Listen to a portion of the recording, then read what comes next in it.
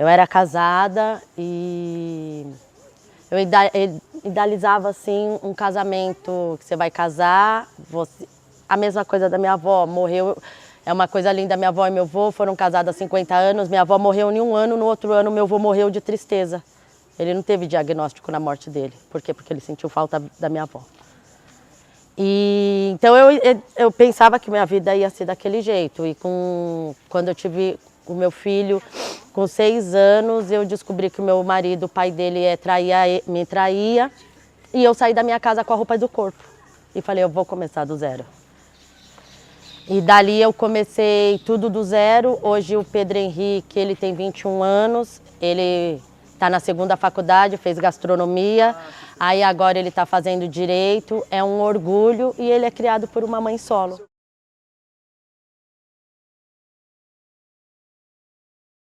Meu nome é Karina Pinilha, eu tenho 44 anos, eu moro aqui há 44 anos. Minha avó foi uma das primeiras moradoras daqui, quando ela começou a morar nem ainda tinha a comunidade foi se crescendo e aí se tornou hoje a comunidade Polop, que fica aqui na região do Butantã. E há 8 anos atrás eu tinha uma casa de oração, e nessa casa de oração foi onde foi desenvolvido esse projeto que eu tenho, que chama o Coração Solidário, a Polop em Ação, que a gente acabou vindo depois com mais força quando entrou a pandemia, que todo mundo começou a se unir. E ali a gente começou a fazer o nosso primeiro trabalho, o Coração Solidário, porque uma vez uma criança chegou em mim e falou para mim, missionária, por que Deus não olha para mim? Porque eu peço sempre uma boneca e a minha mãe fala que eu não mereço. E aí eu fui na casa, procurei essa mãe para saber o que estava acontecendo, porque eu sempre fui assim de querer ir na fonte. E aí a mãe não tinha condições de dar essa boneca, só que o que ela pegou e fez? Ela achou mais fácil ela falar que a criança não merecia. Então foi aonde eu comecei a desenvolver o trabalho com as crianças e eu falei assim, eu preciso fazer alguma coisa. E na hora que foi quando a gente começou o primeiro Natal Solidário, que a gente começou com 30 crianças, e apadrinhar as crianças com roupa, sapato e brinquedo. E aí nós estamos há 8 anos aí na estrada e hoje são ao todo 400 crianças apadrinhadas. E a gente dá roupa, sapato e brinquedo para elas terem alguma coisa para vestir no Natal, né? Porque nós sabemos que tem muitas crianças que têm condições e aquelas que não têm condições, a gente quer que ela não chegue ali, o amiguinho fale, olha, eu tô com um tênis novo e você não tá. Então eu quero que ela fala assim, você tá com tênis novo, mas eu também tenho. Então foi daí que surgiu. E na pandemia a gente começou a ver as mães que trabalhavam de diarista. Que aí o que aconteceu? As portas total se fecharam para elas. E aí o que elas iam fazer? Sem escola, porque as crianças ficam na escola, elas têm o café da manhã, a gente tem um CJ aqui próximo que ficam na parte da tarde. As crianças que estudam de manhã ficam à tarde, a que estudam à tarde fica de manhã e vice-versa. Então já não tinha mais aquilo. Então tudo se fechou. O que vamos fazer? Pegar as comidas que a gente tem e vamos para cima. E aí foi aonde eu fui para redes sociais, fui para os lugares e comecei a pedir ajuda. De um arroz, um feijão, aí tem a tia Cida aqui em cima que ela tem uma cozinha e dali todos os dias a gente produzia 500 marmitas. E aí a gente saía para entregar as marmitas para as pessoas que não tinham, vulneráveis. E ali o que aconteceu? Muitas pessoas, como eu trabalho hoje como babá, muitas pessoas dentro das tuas casas começaram a rever.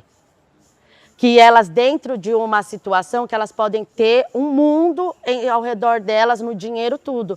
Só que naquele momento, o pobre e o rico ficou todo mundo igual, todo mundo trancado. Então o que nós vamos fazer? Uma movimentação. Aí pessoas começou a arrumar guarda-roupa.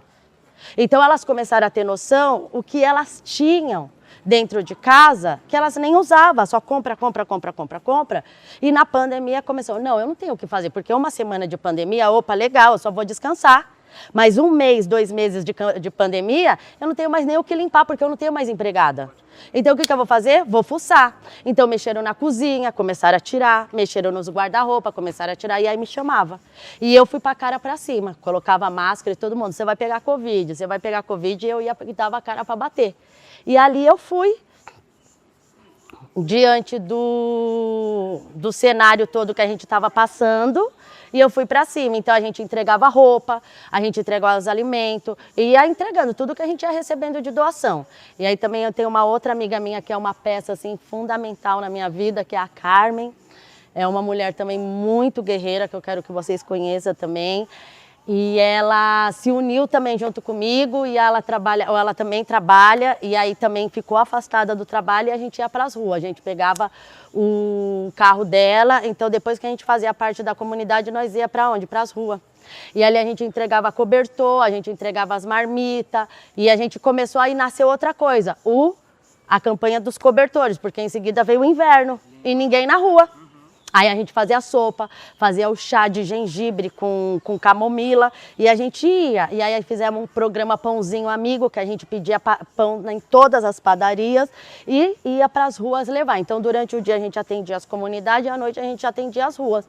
E aí foi nascendo. E aí chega a Ana assim que a gente fala assim, e esse o meu primo Sérgio me ajuda muito.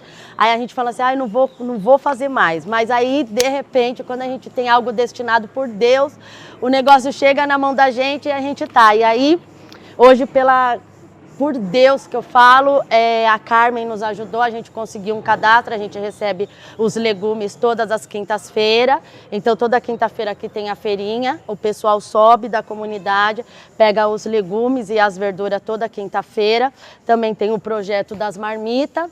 E agora esse mês, dia 23, a gente está fazendo a Páscoa para as crianças, que também não é justo, tem muitas crianças que os pais têm condições de dar e outras não têm. Então a gente entrega ovos de Páscoa para todo mundo e cada ano vem crescendo mais. E assim, eu sou uma pessoa muito persistente. E o que eu coloco na minha cabeça, eu quero ir atrás. Igual esse ano na Páscoa eu falei assim, eu quero atender 500 crianças e quero dar uma cesta básica e um frango para cada família. E o que eu faço? Quando as daqui são atendidas, a gente ocorre outra comunidade. Então a gente tem a comunidade na Raposo Tavares, que é a Piamontese, que também a gente sempre está socorrendo elas. Então a gente sempre está socorrendo outras comunidades também que chegam até a nós. E aí a gente conseguiu entregar também para todas as famílias, também a cesta básica, os frangos e os presentes para todas as crianças. E aí eu falo assim que eu sou uma sobrevivente no meio de tantas coisas e uma formiguinha no meio de tantas pessoas, mas que eu acredito que um dia vai melhorar e que a gente consiga fazer a diferença para cada uma dessas crianças, porque eu falo que as crianças, nossa, é o nosso futuro. Porque uma criança que ela cresce cheia de traumas e cheia de problemas, ela vai ser uma criança traumática lá na frente. Mas a gente conseguir abraçar todas essas crianças, a gente vai ter um político melhor, a gente vai ter um vereador melhor. Por quê? Porque ela vai estar dentro de uma situação e ela vai querer lutar para quê? Para ela ter uma vida melhor, para ela dar um futuro melhor para a mãe dela. Porque você pode ver, os jogadores de futebol, a primeira coisa que ele pensa, eu quero ganhar dinheiro para dar uma casa para minha mãe. É a primeira coisa. Ele não pensa assim, eu vou comprar um carro do ano. Ele fala assim, eu quero ganhar dinheiro para me dar um carro para minha mãe. Então todos eles o quê? Sempre visualizam as mães. Então eu acho que a gente tem que sempre olhar na parte, porque aqui, hoje, a gente tem muita dificuldade, igual tem o Sérgio que me ajuda em todas as ações.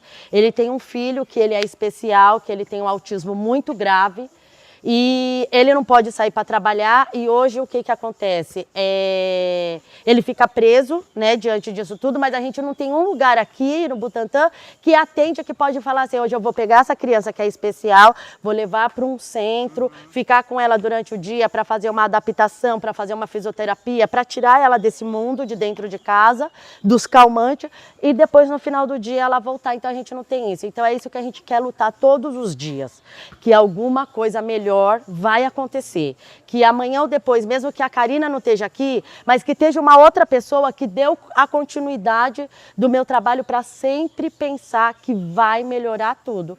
E aqueles que falam assim, eu não consigo fazer, você consegue, o porquê? Eu trabalho como babá, às vezes eu estou viajando, eu já cheguei a ficar tipo 2 meses fora do Brasil. trabalhando lá no fuso horário, mas sempre no telefone, pedindo doação para um outro te bloqueando, porque isso acontece muitos. Muitos também falam, eu vou te ajudar, mas quando chega na hora de ajudar, bloqueia e desaparece, ou nem te responde. Mas mesmo assim, diante de tantos não, eu acredito que sempre tem um sim para a gente pegar e fazer a diferença. Então isso é isso que nasceu hoje em mim, porque a minha avó criou a gente, minha mãe, a gente é sempre ajudando. E a gente nunca conseguiu, assim, eu lembro quando eu era pequena, e a gente tinha dificuldade, e a minha avó nunca fez uma panela só de arroz. Minha avó sempre fazia caldeirão. Era muito engraçado, porque a minha mãe falava assim, mas mãe, pra quê? Ela falava, espera que alguém vai chegar para comer. E aí, de repente, chegava mesmo. E até hoje, assim, que a minha mãe mora na rua de cima, é uma referência. Todo mundo fala, eu gosto de ir na casa da Joyce porque sempre tem fartura. Então é isso. Então a gente cresceu com isso, com a minha mãe, minha avó, com a educação que a minha mãe, sempre minha avó deu pra gente, que é sempre ter amor ao próximo, é sempre ajudar o próximo e sempre a gente se incomodar com o problema do próximo. Não você passar por cima e falar assim, não está acontecendo nada. Então é isso que eu sou, é sempre querer tirar de mim para me pegar e dar para o próximo. É isso que se resume. Eu quero dizer para essa Karina que vem daqui a 100 anos, que ela nunca desista, que o não sempre vai bater. E que todos os dias a gente vai ser desanimadas, porque vão falar assim, porque a ingratidão é o que a gente mais ouve, você nunca vai ser reconhecida, mas que a gente nunca queira o reconhecimento de ninguém diante das ações sociais e de vocês estender a mão para o próximo, mas que essa nova Karina daqui de 100 anos, ela seja mais guerreira, mais batalhadora e que ela não se importe com as dificuldades, que quando ela achar assim que está tudo acabado, que ela venha olhar para o céu e só pensar assim, eu vou conseguir mais do que aquela Karina de 100 anos atrás, eu vou ter força de mais do que aquela Karina de 100 anos atrás, porque se hoje são 500, se são 1000, a daqui de 100 anos vai ser uma população.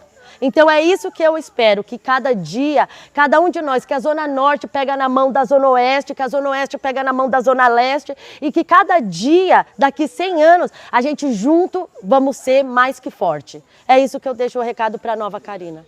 Eu acho porque a gente gera. E aí a gente fica pensando, o que é os nossos filhos? O que vão oferecer para os nossos filhos, né? Porque a gente pensa assim...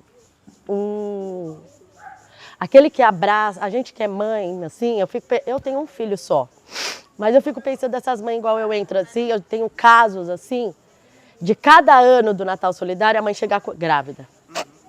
E eu tenho o caso da primeira criança que eu pegar, esse ano ela ter chegado grávida. E o ano que vem eu vou atender o bebê dela que vai nascer. Então eu acho que é isso que acontece porque mulher é competitiva. Então, o que acontece? Hoje eu vejo porque eu tenho uma experiência de trabalhar tanto no meio dos salões de cabeleireiro e hoje na casa de mulheres de alto padrão. E a gente vê que mulheres são competitivas, só que elas querem entrar na ação social muitas das vezes para competir. Mas aí, aquilo dali toma ela. Porque é diferente de você chegar, é o que eu falo, você chegar na beira da nata da favela, que é no topo, e você entregar uma cesta. Sim. Mas na hora que você desce becos e viela, você arregaça as mangas e você quer fazer a diferença. Na hora que você vê a enxurrada descendo e levando tudo que eles têm, identidade, o nome, a comida, tudo, ou às vezes até a vida.